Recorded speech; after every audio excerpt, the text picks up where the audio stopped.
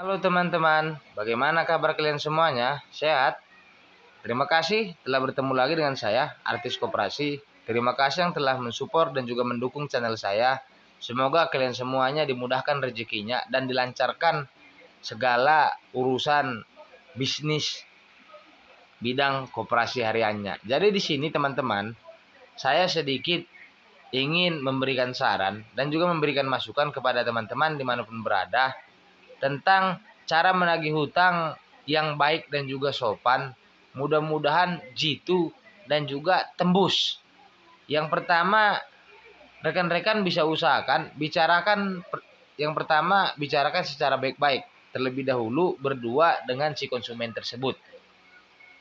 Ketika bertemu dengan konsumen tersebut, duduk, bicarakan, fokus tetap masalah hutang yang bersangkutan, tekankan dan juga bicarakan bagaimana agar solusi hutang tersebut bisa secepatnya kelar. Kalau yang pertama tidak tembus, rekan-rekan bisa memakai dengan cara yang kedua jika usaha si konsumen tersebut lagi goyang ataupun lagi kurang stabil. Yang kedua, tambahkan tenggat waktu. Jadi yang dikatakan tambahkan tenggat waktu, seandainya konsumen tersebut berjanji pelunasannya 2 minggu setelah kita ketemu, kasih kesempatan paling lamanya 2 bulan setelah kita ketemu. Itu contoh ketika sesuai dengan perjanjian tersebut. Agar kenapa? Agar ada sifat rasa ibah yang dilakukan oleh pihak konsumen tersebut. Yang ketiga, usahakan tawarkan cicilan yang lebih terjangkau. Jadi kalau angsuran tersebut sudah macet dengan kita, dia sudah susah bayar dengan kita, setorannya dia sudah tidak kuat mencicil segitu dengan kita, kasih kesempatan kepada konsumen tersebut mencicil berapa saja ataupun mencicil dengan nominal yang lebih kecil dan kasih jangka waktu yang lebih panjang agar angsuran tersebut bisa terbayarkan setiap hari secara pelan-pelan dan juga halus. Yang keempat, usahakan kalau bisa rekan-rekan ketika memberikan pinjaman kepada nasabah itu menyita barang berharga. Jadi kalau dia berkata kepada kita dia tidak memiliki uang, dia belum mampu untuk membayarnya, maka rekan-rekan bisa periksa keadaan di sekitar rumahnya apa kira-kira barang jaminan ataupun barang berharga yang rekan-rekan bisa sita sesuai dengan nominal hutang si nasabah tersebut. Yang kelima, mainkan gengsi. Jadi kenapa saya sampaikan di sini mainkan gengsi, teman-teman? Jadi kebanyakan yang berhutang ini kalau ditagih secara baik-baik dia tidak bisa, mainkan gengsi dia. Contoh memainkan gengsi seperti ini contoh. Masa bapak dengan si ibu kalau keluar rumah bisa naik motor enak-enak, manis-manis, belanja ke pasar, ke supermarket, giliran punya hutang 500.000 aja nggak terbayarkan. Apa bapak dengan ibu nggak malu hutang segini aja nggak bisa dibayar? Gimana sih bapak dengan ibu cuman sebatas penampilan aja yang bagus, tapi hutang segini nggak terbayarkan? Tolong dong dipikirkan. Kayak hutangnya ratusan juta aja atau pemeliharaan aja, karena kebanyakan pihak yang berhutang ini mereka seolah-olah sebagai korban ataupun seolah-olah mereka tertekan. Sebenarnya mereka lah pemeran utamanya ataupun pemainnya. Itu udah paham ya kan? Yang ketujuh, pahami dulu. Yang keenam, pahami dulu situasinya. Yang saya sampaikan dengan teman-teman dipahami situasinya, cek situasi lingkungan konsumen tersebut. Situasinya seperti apa? Keadaan si konsumen tersebut seperti apa? Apakah dia sedang berduka? Apakah dia sedang bersenang-senang? Apakah dia sedang traveling? Apakah dia sedang hiburan? Jadi kalau sudah pahami situasinya, baru masuk ke situasi tersebut ataupun ke lokasi tersebut. Baru bicarakan lagi masalah utang piutangnya ini.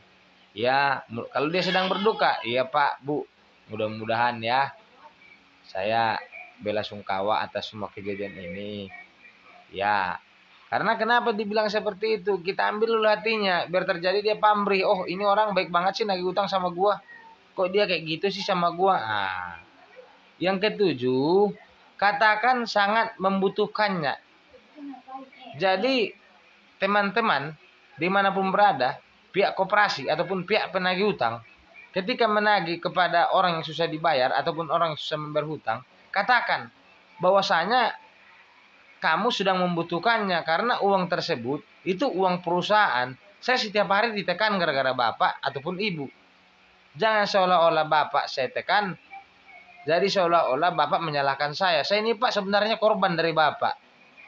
Kenapa saya sampaikan saya korban dari bapak? Di kantor saya ditekan memberikan pinjaman asal-asalan. Bahkan pihak kantor berkata kepada saya, Pak, atasan saya mendingan duit itu disumbangkan ke orang yang buntung kakinya ataupun yang patah kakinya. Datang ke bapak, seolah-olah bapak berkata kepada saya bahwa saya ini kejam. Padahal bapak sehatnya kan pas pinjaman kita. Dealnya kita, kesepakatan kita.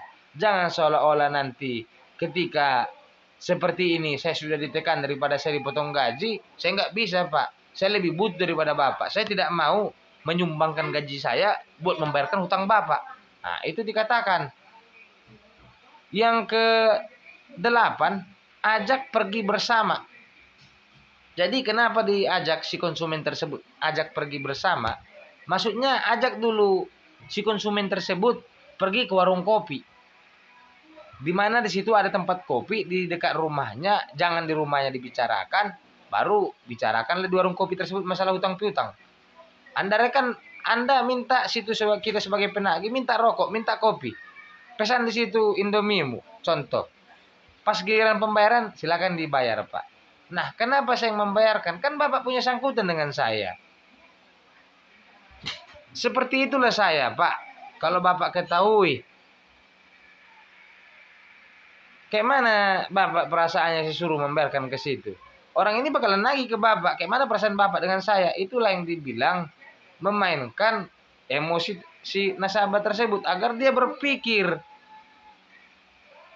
Yang ke-9, kalau bisa teman-teman minta tolong dengan orang terdekatnya ataupun minta tolong dengan tetangganya.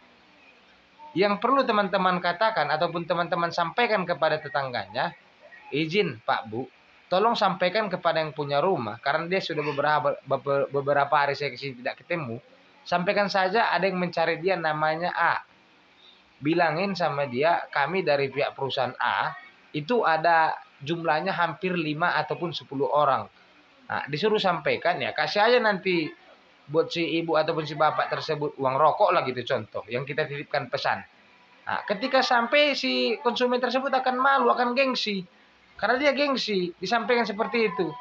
Jadi datang di si nasabah tersebut bertanya-tanya, siapa yang cari gue itu? Siapa yang cari gue?